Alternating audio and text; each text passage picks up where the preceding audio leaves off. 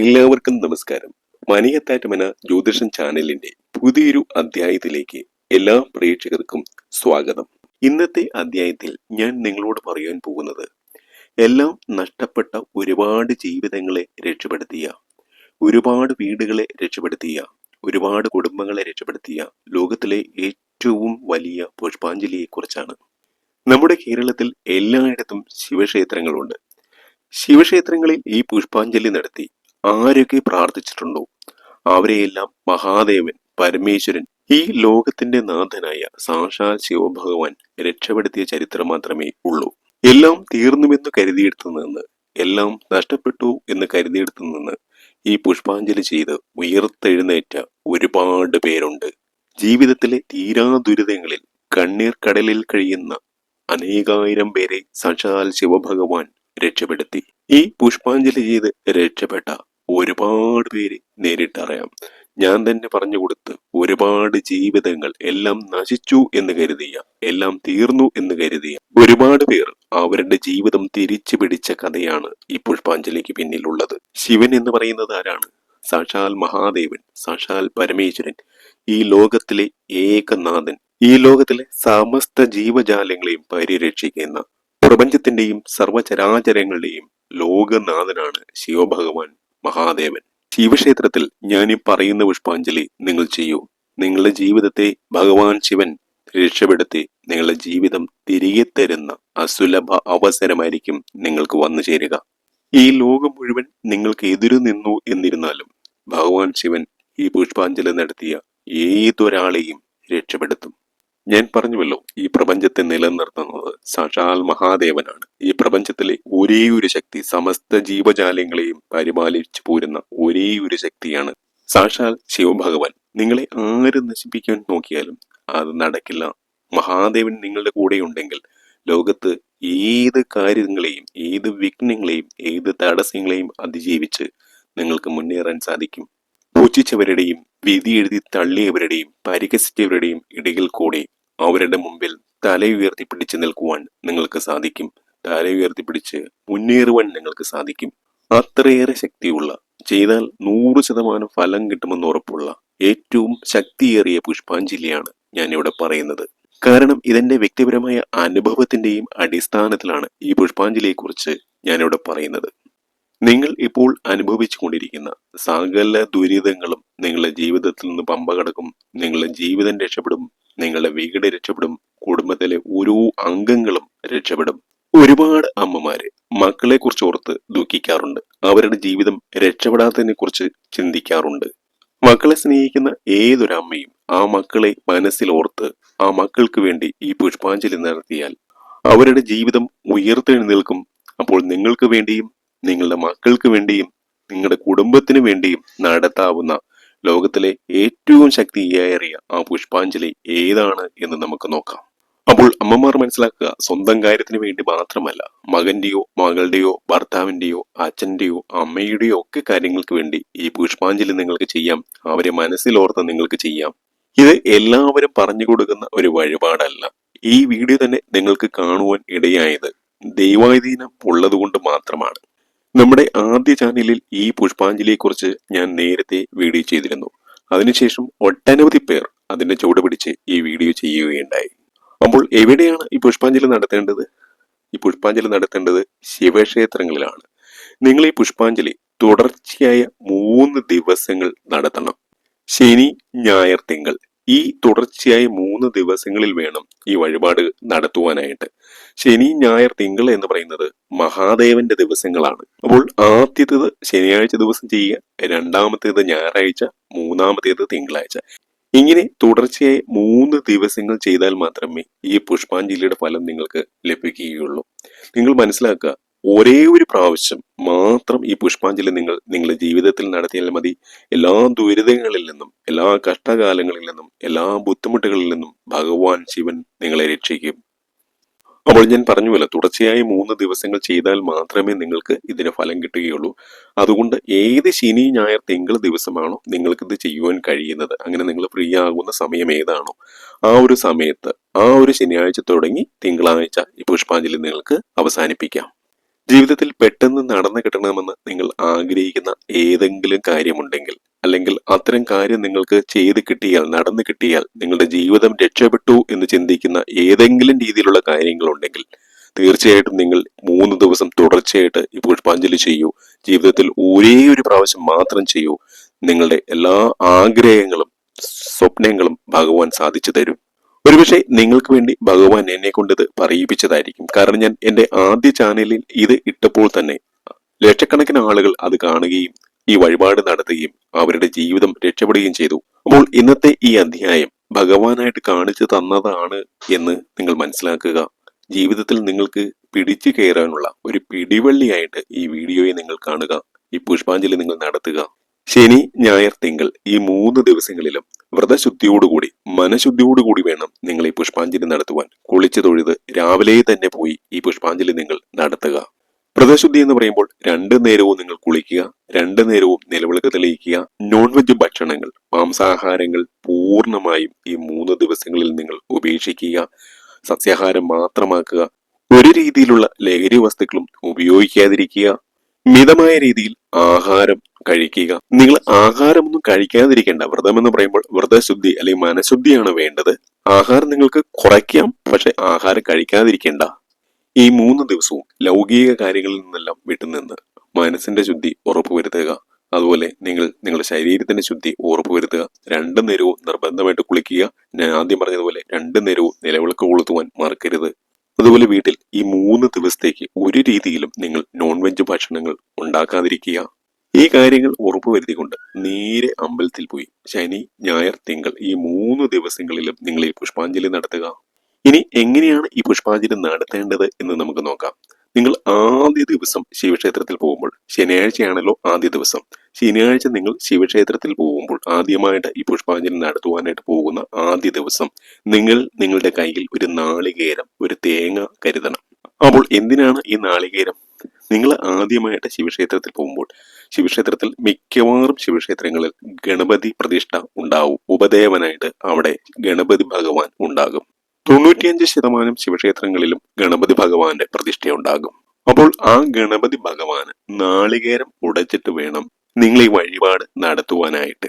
കാരണം എന്തൊരു കാര്യവും നടക്കണമെങ്കിൽ ഗണപതി ഭഗവാന്, അതൊരു മഹാഹോമമായിക്കൊള്ളട്ടെ, മഹാപൂജയായിക്കൊള്ളട്ടെ, ഏതൊരു കാര്യത്തിന് മുന്നോടിയായിട്ട് നമ്മൾ ഗണപതി ഭഗവാനെ പ്രീതിപ്പെടുത്തിയതിനു ശേഷം മാത്രമേ അത്തരം കാര്യങ്ങളിലേക്ക് കടക്കാവൂ.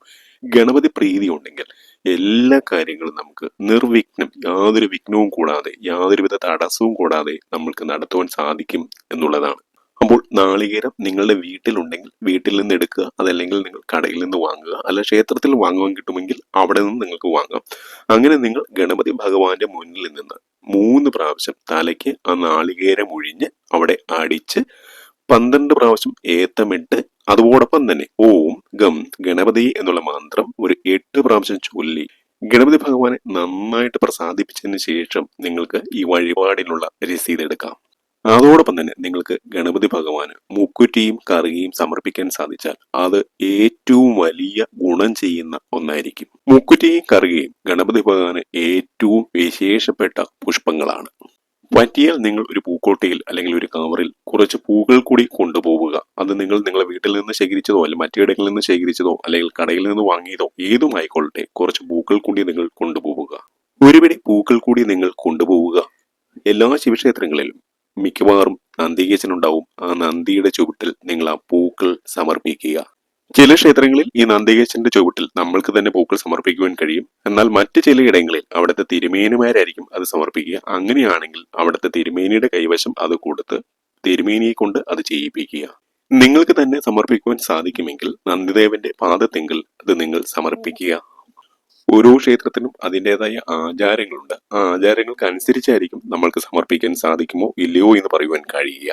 അപ്പോൾ ഒരു പിടി പൂ നന്ദിക്ക് സമർപ്പിക്കുക. അല്ലെങ്കിൽ അത് മാലയായിട്ട് നിങ്ങൾ വാങ്ങിക്കൊണ്ട് പോയാലും മതി. നിങ്ങൾക്ക് പൂ ഉണ്ടെങ്കിൽ അതായിരിക്കും ഏറ്റവും നല്ലത്. പൂക്കൾ ഉണ്ടെങ്കിൽ അതാണ് ഏറ്റവും ശുഭം. അപ്പോൾ ആദ്യ ദിവസം ശനിയാഴ്ച നിങ്ങൾ ശിവക്ഷേത്രത്തിൽ പോകുമ്പോൾ നിങ്ങളുടെ കയ്യിൽ ഒരു നാളികേരവും കുറച്ച് പൂക്കളും ഉണ്ടാകണം. ആദ്യം ഗണപതി ഭഗവാനെ തൊഴുത് നാളികേരം അടിക്കുക. പിന്നീട് നന്ദിക്ക് പൂക്കൾ സമർപ്പിക്കുക. അതിനുശേഷം നിങ്ങൾ ശിവക്ഷേത്രത്തിൽ ആ ഭഗവാന് നിങ്ങൾ വില്ലുപത്ര പുഷ്പാഞ്ജലി അല്ലെങ്കിൽ വില്ലുപത്ര അർച്ചന നടത്തുക. സർവ്വതും നശിച്ചവരെ പോലും കോടീശ്വരന്മാരാക്കി തീർത്ത പുഷ്പാഞ്ജലിയാണ് ഈ വില്വപത്ര പുഷ്പാഞ്ജലി അഥവാ വില്വപത്ര അർച്ചന. നിങ്ങൾക്ക് വേണമെങ്കിൽ തലേ ദിവസം ഈ വില്വപത്ര പുഷ്പാഞ്ജലിക്ക് ചീട്ടാക്കി വെക്കാം. വില്വപത്രം അല്ലെങ്കിൽ ബില്വപത്രം എന്ന് പറഞ്ഞാൽ കൂവളത്തില. പരമേശ്വരന് ഏറ്റവും ഇഷ്ടപ്പെട്ട വൃക്ഷമാണ് കൂവളം. ഈ കൂവളത്തിന് നമ്മൾ ശിവദ്രുമം എന്ന പേരിലും പറയാറുണ്ട്. വില്വപത്രം കൊണ്ട് ശിവാർച്ചന നടത്തുന്നത് കോടിക്കണക്കിന് യജ്ഞങ്ങൾ ചെയ്ത ഫലത്തെയാണ് നൽകുന്നത്. ഗംഗ പോലുള്ള നദികളിൽ നീരാടിയ, കാശി മുതൽ രാമേശ്വരം വരെയുള്ള ശിവക്ഷേത്രങ്ങളിൽ ദർശനം നടത്തിയ ഫലം വില്വപത്ര പുഷ്പാഞ്ജലി നടത്തുന്നതിലൂടെ ലഭിക്കും. ശിവപൂജയ്ക്ക് ഏറ്റവും പ്രധാനമാണ് വില്വപത്രം. ഓരോ ഇതളും മൂന്നായി പിരിഞ്ഞ് ശ്രീ പരമേശ്വരന്റെ തൃക്കണ്ണിന്റെ ആകൃതിയിലാണ് ഈ ഇലയുടെ വിന്യാസം. അതിനാൽ ഇത് പരമശിവന്റെ 3 കണ്ണുകളെയാണ് പ്രതിനിധീകരിക്കുന്നത്. അങ്ങനെയാണ് ഹൈന്ദവ വിശ്വാസം. ത്രിഗുണങ്ങളുടെയും പ്രതീകമാണല്ലോ ഭഗവാൻ. ബില്വാഷ്ടകം ജപിച്ച് കൂവളത്തിന്റെ ഇല കൊണ്ട് ശിവഭഗവാന് അർച്ചന ചെയ്യുന്നതിലൂടെ ജന്മാന്തര പാപങ്ങൾ പോലും നശിച്ച് മോക്ഷം ലഭിക്കും. അപ്പോൾ നിങ്ങൾ ആർക്ക് വേണ്ടിയിട്ടാണോ ഈ വില്വപത്ര പുഷ്പാഞ്ജലി നടത്തുന്നത് അവരുടെ പേരിൽ നിങ്ങൾക്ക് രസീത് എടുക്കാം. അല്ല, കുടുംബത്തിന് മൊത്തത്തിൽ വേണ്ടിയിട്ടാണ് ചെയ്യുന്നതെങ്കിൽ, ആ വീടിന് മൊത്തത്തിൽ വേണ്ടിയിട്ടാണ് ചെയ്യുന്നതെങ്കിൽ ഗൃഹനാഥന്റെയോ നാഥയുടെയോ പേരിലെടുത്ത് രസീതെടുത്ത് നിങ്ങൾക്ക് ഈ വഴിപാട്, ഈ പുഷ്പാഞ്ജലി, ഈ അർച്ചന നടത്താം. വില്വപത്ര പുഷ്പാഞ്ജലിക്കൊപ്പം നിങ്ങൾ ക്ഷീരധാര, പാലുകൊണ്ട് ധാര ഭഗവാന് നടത്തണം. ഈ വില്വപത്ര പുഷ്പാഞ്ജലി നടത്തുമ്പോൾ, വില്വപത്ര അർച്ചന നടത്തുമ്പോൾ ക്ഷീരധാര കൂടി ഭഗവാന് നടത്തുന്നത് ഏറ്റവും ശ്രേഷ്ഠമാണ്. അപ്പോൾ അങ്ങനെ നിങ്ങൾ ക്ഷീരധാര കൂടി നടത്തണമെങ്കിൽ എപ്പോഴും തലേ ദിവസം തന്നെ അതിന് ചീട്ടാക്കി വയ്ക്കുന്നതാണ് ഏറ്റവും നല്ലത്. അപ്പോൾ ശനിയാഴ്ച രാവിലെ ശിവക്ഷേത്ര ദർശനം നടത്തുന്നതിന് മുമ്പ് തലേ ദിവസം വെള്ളിയാഴ്ച തന്നെ ഈ 2 കാര്യങ്ങൾക്ക് നിങ്ങൾ രസീത് എടുത്ത് വെക്കുക. അങ്ങനെയാകുമ്പോൾ ക്ഷേത്ര അധികാരികൾക്ക് അതിനുവേണ്ട സൗകര്യങ്ങൾ ചെയ്തു വെക്കുവാനായിട്ട് സാധിക്കും. അപ്പോൾ വെള്ളിയാഴ്ച സന്ധ്യയ്ക്ക് രസീതാക്കി വെച്ചോളൂ. ശനിയാഴ്ച രാവിലെ നിങ്ങൾ ചെല്ലുമ്പോൾ ഈ രസീത് കൈമാറിയാൽ മതി. ഒരുപാട് പൈസയൊന്നും ആവൂല, വളരെ തുച്ഛമായ പൈസയെ ആകത്തുള്ളൂ. അപ്പോൾ ഒരു വില്വപത്ര പുഷ്പാഞ്ജലിയും ഒരു ക്ഷീരധാരയും നടത്തുക. ഏതായാലും ഒരു 300 രൂപ താഴെ മാത്രമേ ഇത് രണ്ടും കൂടി നടത്തുവാനായിട്ട് നിങ്ങൾക്ക് ചെലവ് വരികയുള്ളൂ. ഇതാണ് നിങ്ങൾ ആദ്യ ദിവസം നടത്തേണ്ടത്. ഇത് രണ്ടും നടത്തിയതിനു ശേഷം കഴിയുമെങ്കിൽ വില്വാഷ്ടകം ചൊല്ലി 3 പ്രാവശ്യം ചൊല്ലി നമസ്കരിക്കുക. വീഡിയോയുടെ ഡിസ്ക്രിപ്ഷൻ ബോക്സിൽ വില്വാഷ്ടകം കൊടുത്തിട്ടുണ്ട്. അത് നോക്കി നിങ്ങൾക്ക് എഴുതിയെടുത്ത് അത് ജപിക്കാം. അപ്പോൾ ഇതാണ് നിങ്ങൾ ആദ്യ ദിവസം നിങ്ങൾ ചെയ്യേണ്ടത്. ഇനി രണ്ടാമത്തെ ദിവസം ഞായറാഴ്ച കുളിച്ച് ശുദ്ധിയായി അലക്കി തേച്ച വസ്ത്രങ്ങൾ ധരിച്ച് ശിവക്ഷേത്ര ദർശനം നടത്തുക. ഇതേ വില്വപത്ര പുഷ്പാഞ്ജലിക്ക് തന്നെ രസീത് എടുക്കുക. അതോടൊപ്പം തന്നെ ഇളനീർ അഭിഷേകം കൂടി നടത്തണം.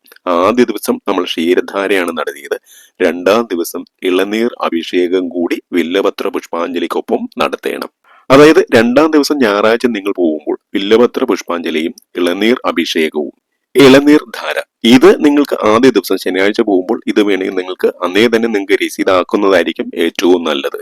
രണ്ടാമത്തെ ദിവസം ആദ്യ ദിവസം ചെയ്തതുപോലെ ഗണപതി ഭഗവാന് നാളികേരം അടിക്കണമെന്നില്ല, അതുപോലെ നന്ദികേശൻ പൂക്കൾ സമർപ്പിക്കണമെന്നുമില്ല. ചെയ്താൽ ഏറ്റവും ശുഭമായിരിക്കുമെന്ന് മാത്രം. നിങ്ങൾ നന്ദികേശനെയും ഗണപതി ഭഗവാനെയും നന്നായി പ്രാർത്ഥിച്ചാൽ മതി. ഓം ഗം ഗണപതിയെ നമഃ അതൊരു 8 പ്രാവശ്യം ചൊല്ലി ഗണപതി ഭഗവാന് 12 പ്രാവശ്യം ഏത്തമിട്ട് നന്നായിട്ട് പ്രാർത്ഥിക്കുക.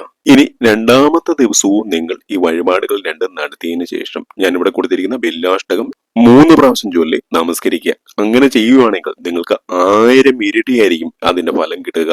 ഇത് ചെയ്യാൻ കഴിയുന്നവർ, അങ്ങനെ എഴുതിയെടുത്ത് നിങ്ങൾക്കത് ജപിക്കുവാൻ സാധിക്കുന്നവർ മാത്രം ചെയ്താൽ മതി. ബില്വാഷ്ടകം അറിയാവുന്നവർ കമന്റ് ബോക്സിൽ അതൊന്ന് പറഞ്ഞാൽ വളരെ ഉപകാരമായിരിക്കും. എത്ര പേർക്ക് അറിയാമെന്ന് അറിയാമല്ലോ. ഇനി നിങ്ങൾ മൂന്നാമത്തെ ദിവസം തിങ്കളാഴ്ച പോകുന്ന സമയത്ത് നിങ്ങൾ വില്വപത്ര പുഷ്പാഞ്ജലിക്കും അതോടൊപ്പം തന്നെ ജലധാരയ്ക്കും രസീതാക്കണം. അപ്പോൾ ആദ്യ ദിവസം വില്വപത്ര പുഷ്പാഞ്ജലിക്കൊപ്പം ക്ഷീരധാര, രണ്ടാം ദിവസം ഇളനീർധാര, മൂന്നാമത്തെ ദിവസം വില്വപത്ര പുഷ്പാഞ്ജലിക്കൊപ്പം ജലധാരയും നടത്തി പ്രാർത്ഥിക്കണം.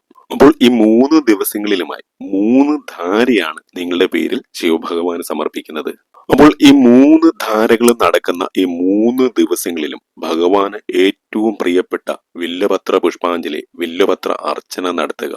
ബില്വാഷ്ടകം ജപിച്ച് വില്വപത്രം കൊണ്ട് നടത്തുന്ന പുഷ്പാഞ്ജലിയാണ് ഈ വില്വപത്ര പുഷ്പാഞ്ജലി. ഈ 3 ദിവസങ്ങളിലും രാവിലെ തന്നെ നിങ്ങൾ ശിവക്ഷേത്ര ദർശനം നടത്തി വേണം ഈ വഴിപാടുകൾ നടത്തുവാനായിട്ട്. സന്ധ്യയ്ക്ക് പോയി ഈ പുഷ്പാഞ്ജലി നടത്താമെന്ന് വിചാരിച്ചാൽ അത് ശരിയല്ല. രാവിലെ തന്നെ പോയി വേണം ഈ വഴിപാടുകളെല്ലാം നിങ്ങൾ ചെയ്യുവാൻ.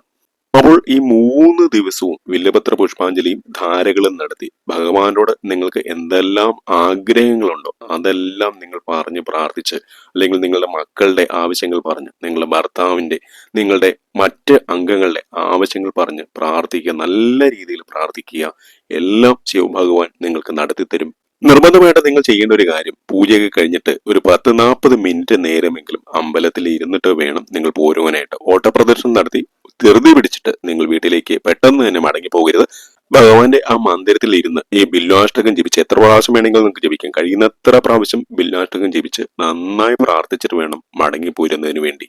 അപ്പോൾ ഒരു 40 മിനിറ്റ് നേരമെങ്കിലും ആ അമ്പലത്തിൽ ഇരുന്ന് അവിടെ ഇരുന്ന് ഞാൻ പറഞ്ഞ പോലെ ബില്വാഷ്ടകം ജപിച്ച് അല്ലെങ്കിൽ ഓം നമഃ ശിവായ ജപിച്ച് നിങ്ങൾക്ക് അവിടെ ചെലവഴിക്കാം. അതിനുശേഷം നിങ്ങൾ വീട്ടിലേക്ക് മടങ്ങുന്ന സമയത്ത് നിങ്ങൾ ശ്രദ്ധിക്കേണ്ട പ്രധാനപ്പെട്ട കാര്യം, നിങ്ങൾ നേരെ നിങ്ങളുടെ വീട്ടിലേക്ക് തന്നെ എത്തുക എന്നുള്ളതാണ്. ഒരു കാരണവശാലും നിങ്ങൾ ബന്ധുവീടുകളിലോ മറ്റു ഓഫീസ് കാര്യങ്ങൾക്കോ ഒന്നും പോകരുത്. അതുപോലെ നിങ്ങൾ തിരിച്ച് വീട്ടിലെത്തുന്ന സമയത്ത് ഒരു കാരണവശാലും കൈയും കാലും മുഖവും ഒന്നും കഴുകിയിട്ടായിരിക്കരുത് വീട്ടിനുള്ളിൽ പ്രവേശിക്കേണ്ടത്. പലരും അങ്ങനെ ചെയ്യാറുണ്ട്. വീട്ടിൽ തിരികെ എത്തി സ്വസ്ഥമായി ഭക്ഷണമൊക്കെ കഴിച്ച് ഒരു 1/4 മണിക്കൂർ കഴിഞ്ഞതിന് ശേഷം മാത്രമേ കൈകാലുകളും മുഖവും എല്ലാം നിങ്ങൾ കഴുകാൻ പാടുള്ളൂ.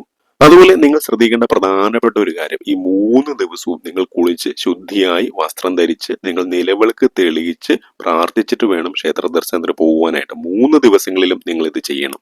അതുപോലെ തന്നെ ഈ 3 ദിവസങ്ങളിലും സന്ധ്യയ്ക്കും നിലവിളക്ക് തെളിയിക്കണം. അപ്പോൾ 2 നേരങ്ങളിലും 3 ദിവസവും 2 നേരങ്ങളിലും നിർബന്ധമായിട്ട് നിങ്ങൾ നിലവിളക്ക് തെളിയിക്കണം. അപ്പോൾ വൈകുന്നേരം നിങ്ങൾക്ക് വീട്ടിൽ ഏതെങ്കിലും രീതിയിലുള്ള തിരക്കുണ്ടെങ്കിൽ വീട്ടിലെ ഏതെങ്കിലും അംഗം നിലവിളക്ക് തെളിയിച്ചാലും മതി.